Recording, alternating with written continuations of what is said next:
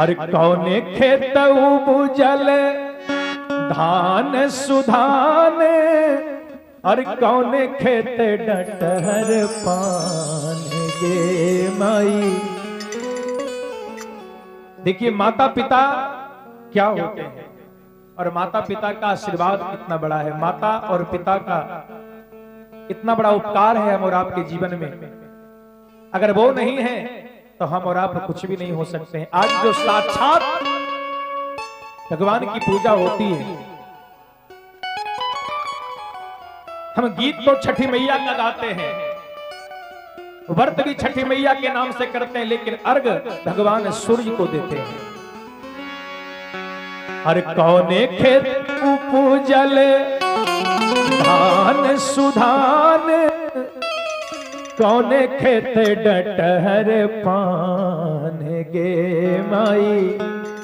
और कौने को खलिहल जन्म है सूरज देव, उगा सूरज भाई ने बिहान गे माई। कौने को खलिहल जन्म है सूरज देव, उगा सूरज भाई ने बिहान गे माई।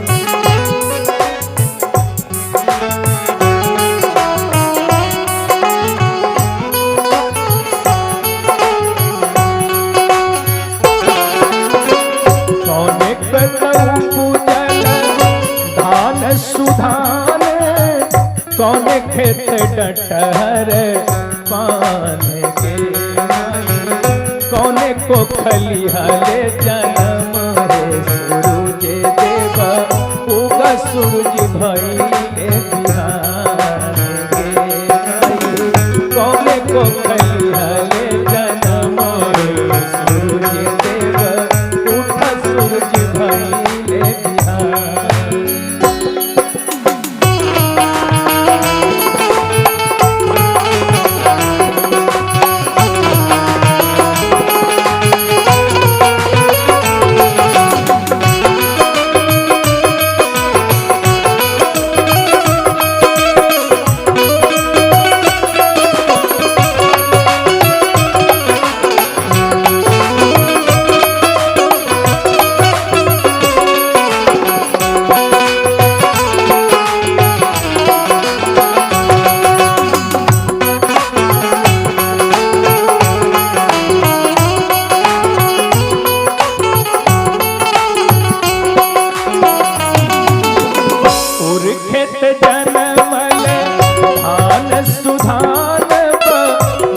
खेत डटहर पान गे माई।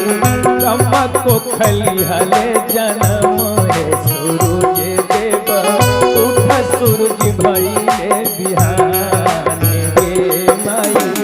अम्मा को खलिहल जन्म है सूरज देव, उठा सूरज भाई ने बिहान।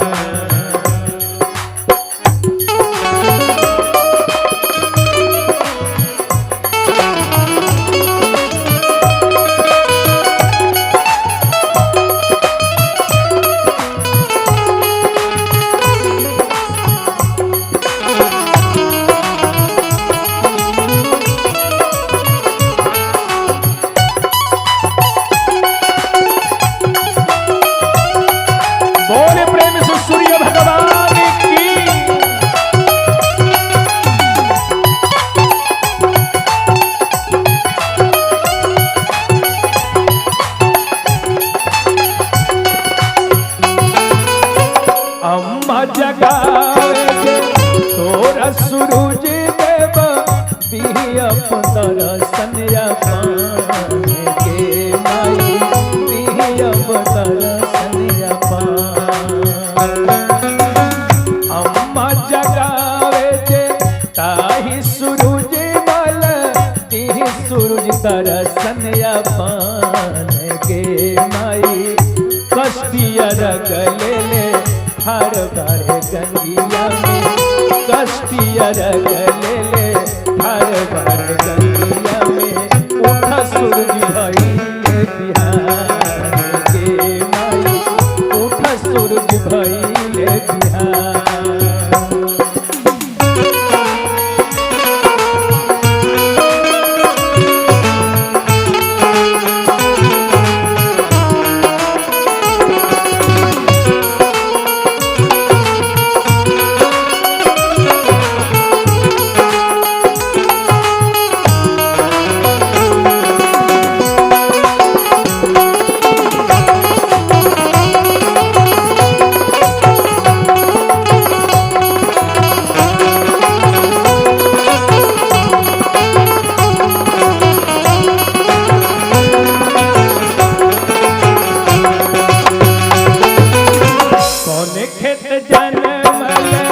धान सुधान से कौन खेत डटहर पान गे माई कौन को खलिहन जन्म है सूरज देव उठ सूरज भइले बिहान गे माई कौन को खलिहन जन्म है सूरज देव उठ सूरज भइले बिहान गे माई उठ सूरज भइले बिहान गे माई उठ सूरज भइले बिहान गे माई उठ सूरज भइले बिहान। बोली प्रेम से श्री नारायण भगवान की।